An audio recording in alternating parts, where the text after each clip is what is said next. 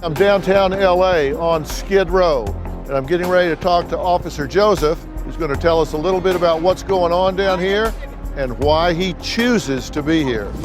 How you doing? Good, sir. Good to see you. Thank you so much for taking time to talk to me.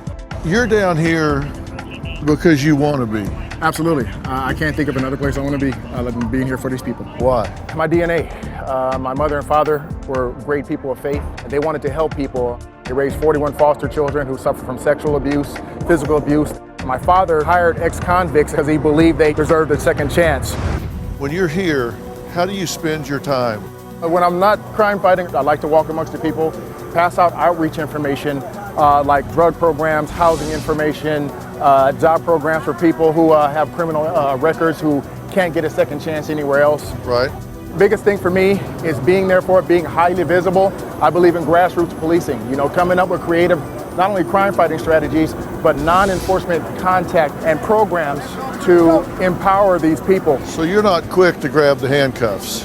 No. What I feel is best is to be visible to deter crime and physically be there for the people if they need me. That's a familiar sound. Skid Row is extremely violent right now. We had a man get stabbed to death today. When we turned to come down this way, a guy staggered out into the street and a car ran smooth over him. I would assume that that's someone who was struggling with mental illness. Then they come down to places like Skid Row, run out of their medication. Who's here to medicate them? The gang members. What percentage of these folks down here would you say suffer from mental illness of some type? A safe estimation would be about 65%. So what do you think right now about the press that is going on with law enforcement?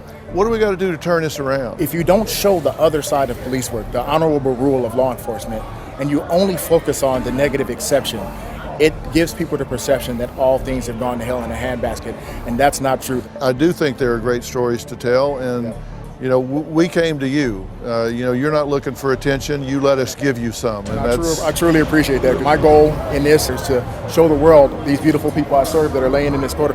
They need an environment conducive to change. Officer Joseph is another officer that's making a difference because of the choices he's making. Another officer that's choosing to stand in the gap so you and I can rest a lot easier every day of our lives. Thank you.